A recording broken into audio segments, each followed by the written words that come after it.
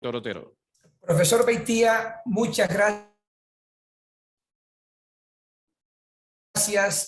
gracias. Para mí es un verdadero honor compartir con mis colegas venezolanos, a quienes tanto quiero, tanto admiro y tanto respeto. Profesor Beitía, para nosotros en Colombia, usted también es un gran líder. Y a usted le reconozco muchas cosas. Hay una en especial que me fascina: su tremendo interés permanente por la academia y la divulgación del conocimiento. Le quedo infinitamente agradecido, profesor Beitía, por esa generosa presentación que usted ha hecho de mí. La recibo con mucha humildad. Muy humildemente recibo esa maravillosa presentación. Jamás pensaría que usted podría decir eso. Mil gracias a la Sociedad Venezolana de Gastroenterología, a la sección de Educación y al grupo de PANCO por invitarme a este magnífico curso de Educando en Enfermedad Inflamatoria Intestinal. Hoy es la quinta clase, como ha dicho el profesor Beitía, y se me ha invitado para conversar sobre el enfoque del paciente con diarrea crónica. La diarrea crónica es un síntoma absolutamente importante en gastroenterología. Es totalmente complejo. La diarrea se define a nivel mundial tener 3 o más deposiciones al día líquidas o blandas. Es una definición científica que hace parte realmente de la cotidianidad. La pseudodiarrea es el aumento de frecuencia de las deposiciones, pero con una consistencia normal. Y cuando se clasifica la diarrea con base en la duración, la diarrea puede ser aguda si demora menos de 2 semanas, y se ha encontrado que en los países desarrollados, un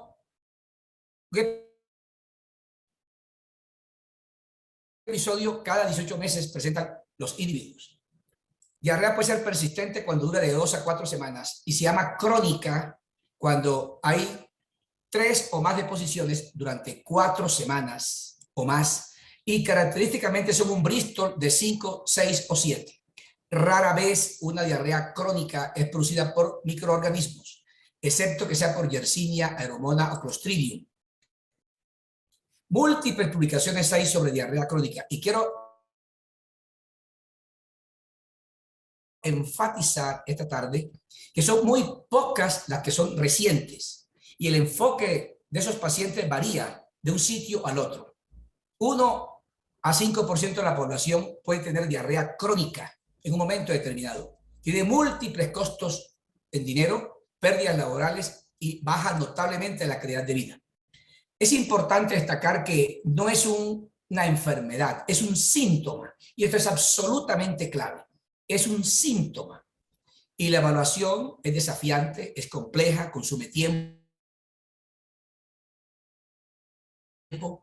Hay un extenso diagnóstico diferencial y la evaluación óptima no se basa en evidencias de alta calidad publicadas, sino en opinión de expertos. Y estos expertos recientemente reunidos, hace algunos años, dijeron en este paper que esta era la recomendación de diarrea crónica en un país desarrollado.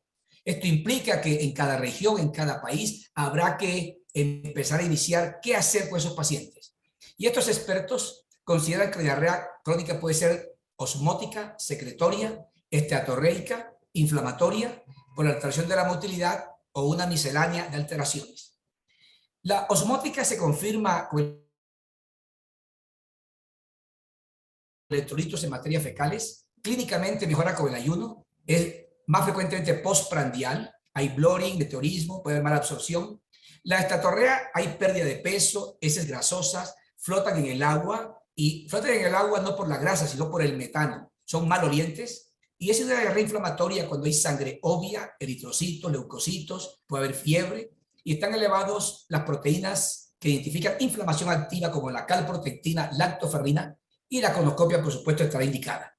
Y las secretorias son grandes volúmenes, persiste con el ayuno, más de 1 litro al día, etc.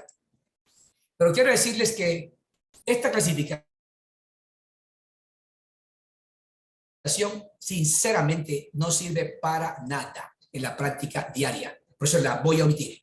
Entonces, la categorización del tipo de diarrea, si es osmótica, secretoria, etc., rara vez es utilizada, porque muchas etiologías tienen más de un mecanismo para producir la diarrea. Entonces, el enfoque ante un paciente individual, cotidiano, es una excelente historia clínica, muy completa, que permite identificar el comienzo, la duración, si hay consumo de medicamentos, viajes recientes, la historia familiar, si hay dolor, comorbilidades. Vendrán pruebas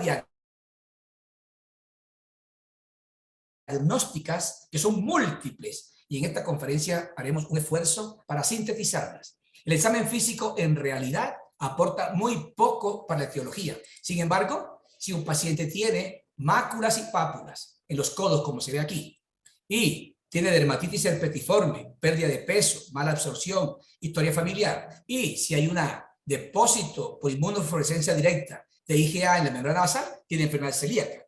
Y asimismo, habrá muchas alteraciones que podrán al médico inferir que puede estar al frente de esta entidad, que haya tiroiditis, enfermedad de Addison, miocarditis autoinmune, miocardiopatía dilatada, artritis reumatoidea juvenil, síndrome de Sjögren, polimiositis, etc. Estas entidades pueden acompañarse de enfermedad celíaca, pero hay otras manifestaciones que las traigo sinceramente como una curiosidad. Si hay, por ejemplo, edema, hay desgaste muscular, habrá malnutrición. Si hay urticaria pigmentosa, dermatografismo, habrá una mastocitosis. Si hay macroglobos, si hay hiperpigmentación, Addison. Si hay eritema, necrotizante migratorio, glucagonoma, y así sucesivamente. Entonces habrá unas características que ocasionalmente orientan, por supuesto, pero en la cotidianidad son entidades muy raras. Uno puede empezar a resumir la historia contando que la diarrea crónica puede ser debida a medicamentos, a circunstancias después de cirugías, a enfermedades del colon que incluye cáncer de colon, la enfermedad inflamatoria intestinal que nos convoca hoy, patologías del intestino delgado que son múltiples, incluyendo la enfermedad de Crohn. Con respecto a los medicamentos, habrá que decir que más de 700 medicamentos pueden producir diarrea. Por ejemplo, los antibióticos pueden producir disbiosis y el riesgo de que Clostridium difficile esté presente es 8 a 10 veces. La clindamicina, como antibiótico específico, tiene un riesgo de clostridioides de 46 veces. Colitis microscópica, colitis colágena, que no son infrecuentes con el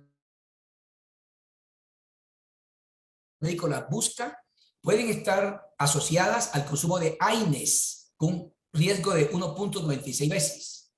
Inhibidores de bomba de protones, con un riesgo de casi 3.5 veces. Cuando el individuo los consume más de 12 meses, es de casi 5 veces. Colitis linfocítica, se puede ver en el individuo que tiene inhibidores selectivos de recaptación de serotonina y que tenga IBP de reciente uso. Sin embargo, no significa esto que no puede estar presente por fuera de estos factores de riesgo. Los antidiabéticos como la carbosa, la metformina también producen diarrea. Inhibidores de la angiotensina producen una enteropatía que semeja a la enfermedad celíaca. El olmesartán explica 94% de los casos. Los antineoplásicos, y recientemente ha tomado mucha importancia, los inhibidores del checkpoint inhibitor que impacta el antígeno 4 linfocitos T. Esto produce una excesiva activación inmune y da un cuadro clínico idéntico a la colitis ulcerativa o enfermedad de Crohn. Y esta colitis por checkpoint inhibidores puede producir un cuadro clínico idéntico a la colitis ulcerativa, un cuadro clínico idéntico a la enfermedad de Crohn. Entonces, el médico tendrá que estar atento a que los pacientes con neoplasia pueden tener unas diarreas muy propias de ellos. Y el manejo, hay guías de práctica clínica como esta que yo aquí estoy mostrando brevemente para manejar estos pacientes. Finalmente, muchos de ellos van a terminar con terapia biológica, como vedolizumab o infliximab. La colitis microscópica afecta fundamentalmente a las mujeres a los 60 años de edad. Sin embargo, 25% de las colitis microscópicas son en menores de 45 años y tienen dos representantes fundamentales. La colitis colágena, que se caracteriza por una banda de colágeno de más de 10 micrómetros, puede tener poliartritis, el lansoprazol está implicado y puede haber mala absorción de sales biliares y el 44%. Esto tiene un mensaje contundente. La mala absorción de ácidos o sales biliares no es infrecuente en la práctica diaria. Y la linfocítica, que histológicamente es más de 100 linfocitos por 100 células epiteliales, más de 20 por 100 células, tiene unos factores de riesgo adicionales, como fumar, enfermedades autoinmunes, la sertralina, el omeprazol ya mencionado, aspirina, y 60% tienen mala absorción de ácidos biliares. El compromiso en el colon es fundamentalmente del lado derecho y ocasionalmente en la parte distal del colon. En cambio, la linfocítica puede comprometer todos los segmentos. El mensaje aquí es que aunque esté totalmente normal el colon, hay que tomar biopsias por segmentos y en frascos separados. La colitis microscópica en diferentes países es muy importante. Puede dar diarrea acuosa, dolor abdominal, pérdida de peso, diarrea nocturna, urgencia fecal. Y quiero aquí destacar que la respuesta a la budesonida, MMX, es importantísima. La colágena responde 73 a 100%, la linfocítica 72 a 91%. La colitis eosinofílica no se ve nada en el colon en el 70% de los individuos, pero puede tener unas alteraciones endoscópicas también, como pérdida del patrón vascular y unas placas eritematosas, puede haber eritema, edema purpúrico, fragilidad, o puede haber unas úlceras o unas placas mucosas inflamatorias y unas úlceras superficiales. E histológicamente se ve, esto para el patólogo, pero yo si veo esta lámina en el microscopio no sabré qué es, pero tengo que decir que hay muchos eosinófilos que están permeando aquí un absceso en la cripta, pero es por eosinófilos, y se ven eosinófilos infiltrando aquí una glándula. Eso es típico para el patólogo. Hay otras diarreas que pueden ocurrir después de cirugías y son absolutamente importantes estas diarreas. Por ejemplo, después de vagotomía, puede haber un crecimiento gástrico acelerado. En la funduplicatura hay diarrea un 15%. La resección del ileum terminal trae una catástrofe con los ácidos biliares. El colon no puede ver un ácido biliar. Y si no está el ileum presente, esa es la patología. Resecar la válvula ileocecal tiene el mismo significado. La colecistectomía es un cuadro clínico de mala absorción de ácidos biliares. Hemicolectomía derecha, cirugías bariátricas, enteroanastomosis, estas son diarreas que suceden en el paciente operado. Y es importantísimo tenerlo en cuenta porque en la historia clínica está el dato para identificar esto. Los exámenes que se piden son múltiples. No voy aquí a hacer esta lista extensa. Voy a invitarlos a que lean esta publicación reciente del profesor Reves Troche de México, que me parece una de las revisiones actuales más completas. Es una revisión muy actualizada y muy aterrizada por expertos. Pero voy a destacar que cuando hay diarrea crónica, también está indicado buscar enteropatógenos por PCR. Una marca que más frecuentemente utiliza el film array gastrointestinal. Y este film array permite por PCR identificar enteropatógenos. Por ejemplo, hay film array respiratorio que ve 20 patógenos, en hemocultivo 24 patógenos. Aquí voy a destacar que en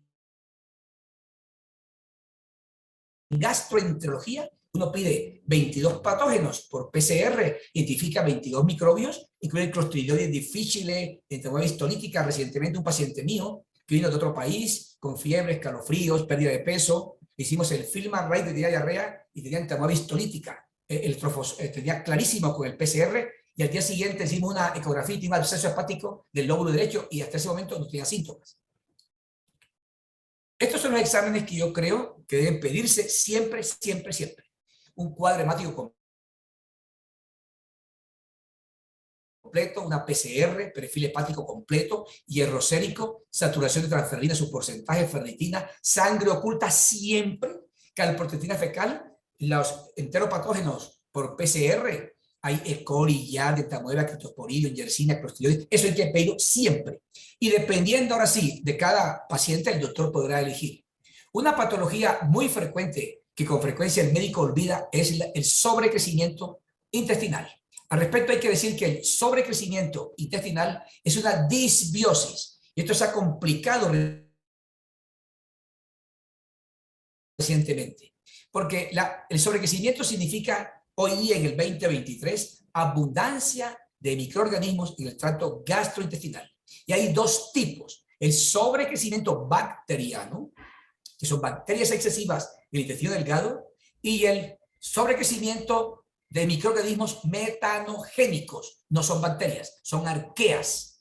Y aquí son microorganismos productores de metano. La importancia es que cuando hay IMO, que es mucho metano, por estas arqueas, hay ese estreñimiento y no hay diarrea. Esto es fundamental. El SIBO, entonces, hace referencia a que hay bacterias excesivas en el intestino delgado. Pueden ser bacterias aeróbicas, anaeróbicas, y el paciente puede tener dolor abdominal, sensación de distensión abdominal o bloating, sensación de llenura, diarrea, estreñimiento, flatulencia, debilidad, y esto ocurre en la 2/3 partes de los individuos. Aquí no hay mala absorción, pero el SIBO, y les quiero contar que es absolutamente frecuente y creo que es un problema de salud pública, también puede tener diarrea severa, mala digestión, estatorrea y en casos severos mala absorción, con pérdida de vitaminas, ácido fólico, enteropatía, pérdida de proteínas, y adicionalmente el SIBO puede inducir, exacerbar enfermedades subyacentes. Por ejemplo, el SIBO puede inducir acidosis láctica, glomurulonefritis, artritis, anemia. En la piel puede producir rash, pústulas, enfermedad de Behçet, rosácea, eritema nodoso. Y quiero enfatizar que puede empeorar, y esto es fundamental, la diabetes mellitus puede empeorar la enfermedad de Crohn y es frecuente. 40% de gente con Crohn disease tiene SIBO. Puede empeorar la esclerosis sistémica progresiva. La mayoría tienen SIBO. La cirrosis, todos tienen SIBO. El hígado graso asociado a disfunción metabólica, todos tienen SIBO. Enfermedad celíaca, tienen SIBO. Teniendo en cuenta que está presente en estas patologías de alta prevalencia. Y en el SII, no cabe duda que es un problema de salud pública. El diagnóstico del SIBO se basa en muchas pruebas. El cultivo del aspirado del intestino delgado hoy día está cuestionado. Es invasivo, es difícil, no es reproducible. Los test respiratorios no son exactos, pero en el mundo real es un concepto personal. Se puede hacer una prueba terapéutica, porque ustedes pueden ver el rendimiento estadístico de los test respiratorios y los test de aliento, y ustedes pueden ver aquí la sensibilidad, especificidad, valor predictivo positivo, predictivo negativo. Voy a decirlo concretamente, la exactitud diagnóstica de los test respiratorios es 71 y 55%. Es un test, tendrá falsos positivos, falsos negativos. Entonces, en el mundo real, si uno no dispone de los test respiratorios, puede basarse en la sintomatología del SIBO: bloating, diarrea, dolor, pérdida de peso y condiciones predisponentes, las patologías aquí mencionadas. Y sería legítimo usar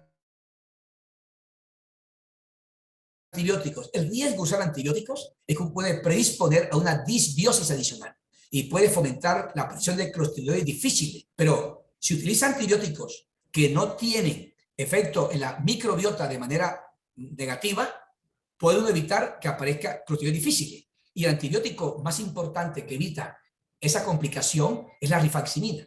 La rifaximina es un antibiótico que actúa tópicamente en el intestino delgado. La rifaximina es un antibiótico en el intestino delgado solamente. 550 miligramos cada 8 horas por 14 días, actúa ahí. Pero en el colon tiene otra forma de actuar. Es un eubiótico. Modifica la microbiota del colon de manera favorable, porque permite el crecimiento de microbios que son positivos, no son antiinflamatorios, pero es antibiótico a nivel del intestino delgado. Actúa contra gram positivos, gram negativos, aerobios, anaerobios. Con mi hija Lina Otero hicimos un libro sobre rifaximina y creo que este año, antes de que finalice, haremos una actualización porque creo que este antibiótico tópico, el mejor amigo del gastroenterólogo a nivel mundial. Cuando se dan 1.550 o 1.600 miligramos durante 14 días, 87% de SIBO pueden ser curados o mejorados. Otra patología que quiero enfatizar como causa de diarrea crónica es la mala absorción de ácidos biliares. Les quiero contar que si un paciente no le encuentra la causa, esta es la causa. Se clasifican como mala absorción tipo 1 cuando está comprometido el ilion terminal, bien sea por una resección ileal, cuando hay una hemicolectomía derecha, o hay una inflamación ileal como la enfermedad de Crohn, enteritis por radioterapia. Yo nunca he entendido por qué el tipo 2 se llama idiopático o primario. Me gustaría que el tipo 2 fuera una etiología y el último fuera el primario, pero el idiopático es esto. Hay una sobreproducción de ácidos biliares. Hay disminución del factor de crecimiento de los fibroblastos 19 y este es el freno, el biofeedback negativo para que el hígado no produzca ácidos biliares. Y si este está ausente o disminuido, hay mucho ácido biliar. Y entonces, de esta manera, se aumenta la producción de ácidos biliares. Y el tipo 3 incluye otras condiciones. 10% de gente operada de la vesícula tiene mala absorción de ácidos biliares. La post-colecistectomía es un estado que predispone frecuentemente. Mi práctica diaria, no sé qué sería de mi vida si no supiera que esto existe. La enfermedad celíaca, la pancreatitis crónica también predispone y el SIBO también predispone a la mala absorción de ácidos biliares. Y el tipo 4 recientemente descrito en estos últimos años incluye uno en el cual hay mayor síntesis pero diferente al anterior y la metformina también está implicada en este tipo 4 recientemente descrito en la literatura médica. Es tan importante el concepto de mala absorción de ácidos biliares como causa de diarrea crónica que hay guías de práctica clínica como recientemente liberada por la Sociedad Canadiense de Gastroenterología. Los invito a revisarla. Pero brevemente yo aquí voy a decir que los ácidos biliares se producen en el hígado. La mayoría, 95% o más, son absorbidos en el ilio distal, antecitos de la válvula iliocecal. El mensaje que quiero dejar aquí hoy día es que cuando hay más de 5% de ácidos biliares en el colon, esto es nefasto para el colon, nefasto. Ese exceso de sales biliares en el colon produce aumento de la motilidad, hipersecreción de agua y electrolitos y viene la diarrea inmediatamente. El remedio es sencillísimo cuando el médico sabe exactamente que existe esta patología. Entonces, esa excesiva biosíntesis o esa disminución excesiva de la absorción llega al colon y pues esa catástrofe es diarreas severas. Y este es el mensaje que quiero que no lo olviden. 25 a 35% de los pacientes con diarrea crónica de causa no encontrada tiene esta patología. Personalmente, tengo una serie de casos que van a ser publicados próximamente. Me da risa. Hicimos 1 millón de pruebas, bueno, 1 millón no, muchas pruebas y no pensamos en ellas. El diagnóstico es difícil, no existen pruebas de laboratorio en América Latina para diagnosticar claramente esta patología. Por ejemplo, medición de ácidos biliares en ese de 24 horas, test respiratorio, usar el ácido selenio homotaurucólico marcado. Esto es difícil, ni siquiera en Estados Unidos, en muchos sitios lo hay. Quiero decir entonces que cuando se tiene sospecha y existe una condición predisponente, está clarísimo. Se le puede dar colestiramina, colestevelan o colestipol. En Colombia usamos más frecuentemente colestiramina. Otra patología que voy a hacer énfasis aquí ahorita es la insuficiencia pancreática exocrina. Esto no es una enfermedad tampoco. Es la complicación de muchas enfermedades que pueden ser pancreáticas, en las cuales hay falta del tejido pancreático, está dañado el parenquima, y no pancreáticas, y estas son absolutamente frecuentes. Estas no pancreáticas hacen que no exista un estímulo suficiente al páncreas, y la secreción exocrina del páncreas está disminuida porque hay asincronía postprandial. Me explico. Para que las enzimas funcionen, se requiere que llegue simultáneamente al duodeno o a la primera parte del yeyuno las enzimas con el alimento. Cuando hay cirugías superiores, esta sincronía se pierde. Se llama asincronía posival. Entonces puede haber IP en esta conferencia, insuficiencia pancreática exocrina primaria, en un cáncer de páncreas, pancreatectomías. Hoy tuve 5 pacientes con IP que tenían cirugías previas del aparato digestivo, no solamente en el páncreas. Pancreatitis crónica, el IPMN recientemente ha sido implicado. Diabetes mellitus tipo 1 y tipo 2 pueden dar IP. Pacientes con VIH que tienen esteatorrea y no tengan una causa predisponente infecciosa tienen IP. Y puede ser secundaria cuando hay disminución de la secreción pancreática, estando el parenquima intacto. Por ejemplo, gastrectomías parciales o totales. Una gastrectomía total hace IP en el 100% a los 6 meses. Paciente con gastrectomía previa, que tenga diarrea, pérdida de peso, tiene esta enfermedad hasta cuando se demuestra lo contrario. Crohn's disease, que altere el intestino delgado, un estímulo importantísimo no estará presente para que se produzcan enzimas pancreáticas, la enfermedad celíaca y obviamente la recepción duodenal. Y también puede haber asincronía postprandial, cuando hay esofagectomía, se quita el esófago. El perfecto ejemplo de esta sincronía está en las cirugías bariátricas, como el bypass en Jeder-Rux. Uno de los mecanismos para que el tipo baje de peso es la IP, pero se trata solamente cuando la IP es tan severa que el individuo ha perdido más peso de que uno esperaba que perdiera. Las gastrectomías con B1 y B2 dan IP. Clínicamente, la IP da dolor, bloating, distensión, flatulencia, cólicos, borborismos, y puede haber estatorrea, creatorrea, mala reducción de carbohidratos, pero a veces no hay estatorrea, porque el individuo tiene citofobia, temor a comer, y no come pensando en la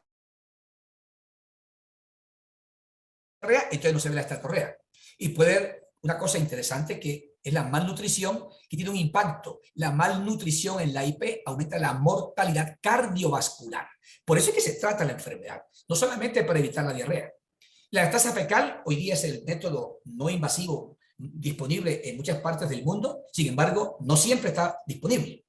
100 a 200 microgramos por gramo de heces es leve. Lo normal es que haya elastasa 1 fecal, que es un marcador subrogado de las enzimas pancreáticas que se libera, resiste el tránsito por el colon y se puede medir en una muestra de materia fecal. Lo normal es que sea más de 200. Entre 100 y 200 es leve. 100, severa. Y tiene sensibilidad de 100% y especificidad 97%. Tiene unas características en su ejecución, porque si hidrata la muestra, estará falsamente disminuida. No está disponible. Yo traigo un mensaje. Sola no sirve. Debe haber cuadro clínico. Entonces yo quiero enfatizar que si un paciente tiene un cáncer de páncreas, todos tienen IP, así no se demuestre. Tienen cirugías gástricas anteriores, gastrectomía, pancreatoidectomía, tienen cirugía bariátrica, tienen un B2. Esos pacientes tienen circunstancias obvias, no había que medirle esto. Un paciente tiene pancreatitis aguda severa, sale de la UCI, en los próximos meses no gana peso, tiene diarrea, bloating, etcétera, tiene esto. Entonces, el paciente con síntomas clínicos y una condición predisponente, creo yo, hay que darle tratamiento. Con cada comida, mínimo 50.000 unidades. 25.000 al comienzo, 25.000 antes de acabar la comida. Con 75.000 unidades con cada comida, mejor el 70% de los individuos.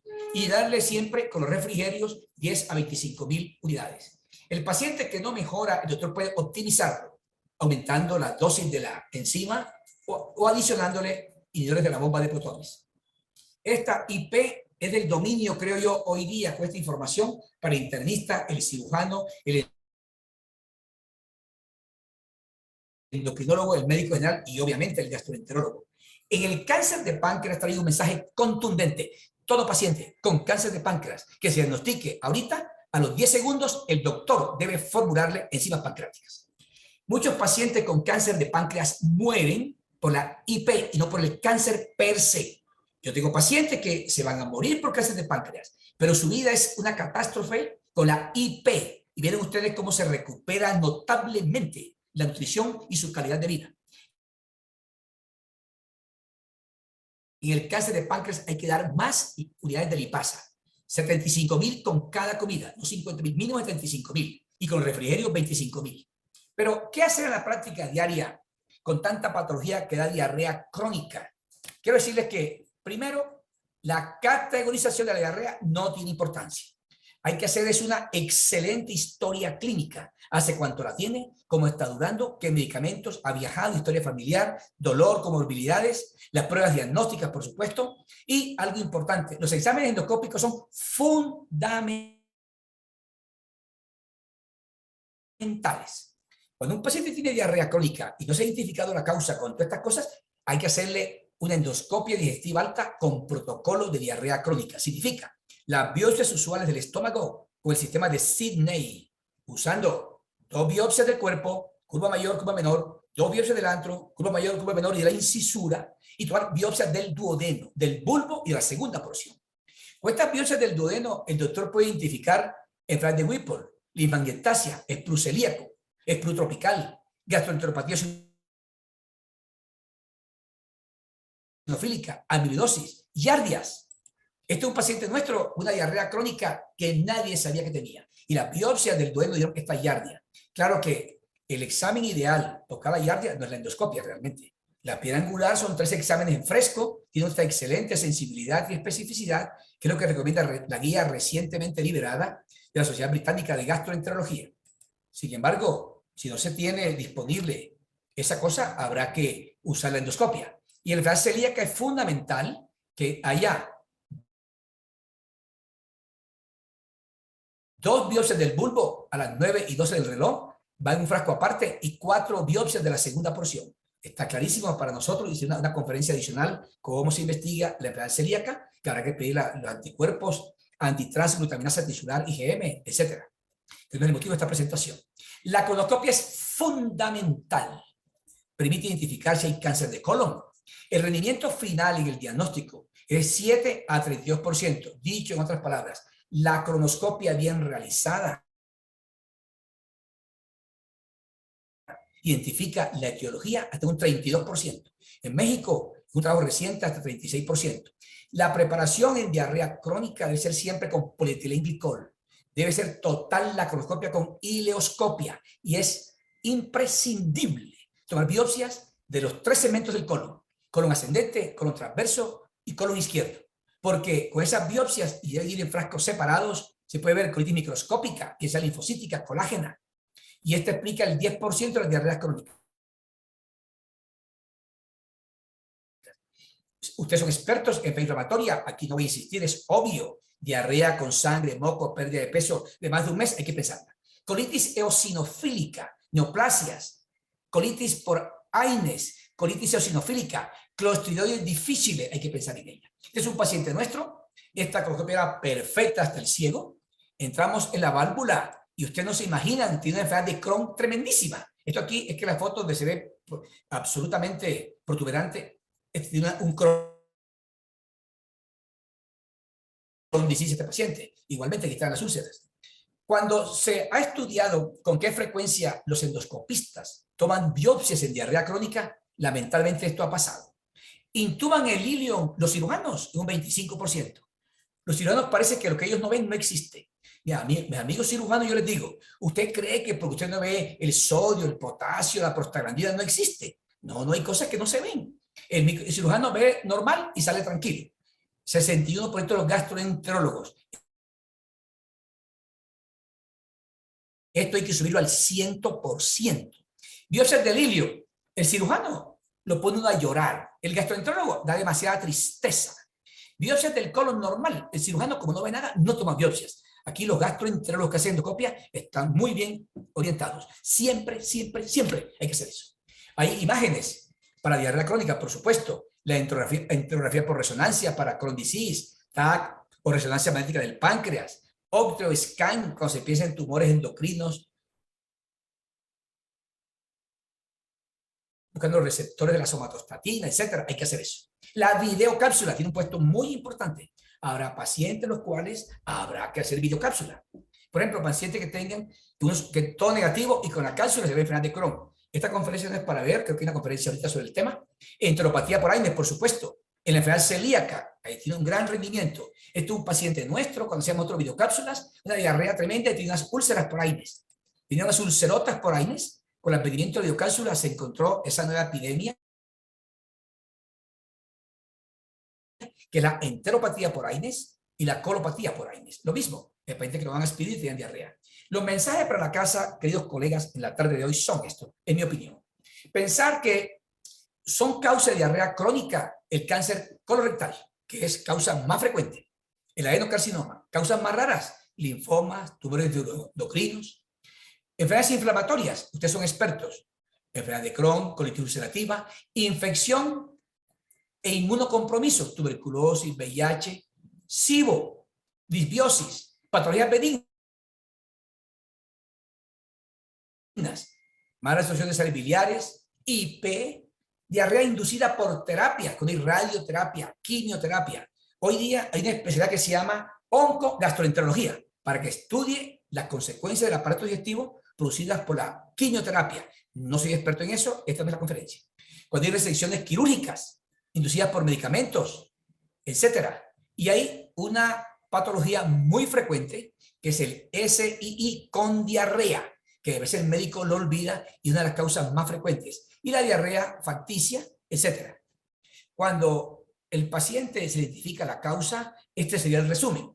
Si es por medicamentos, de los más de 700 que producen diarrea, retirarlos. Si es IP, enzimas pancreáticas. Enfermedad inflamatoria, esteroides, inmunomoduladores y biológicos. SIBO, rifaximina es el antídoto. Parásitos, antiparasitarios. Diarrea por ácidos biliares, colestiramina. Cirugías previas. Yo creo que todo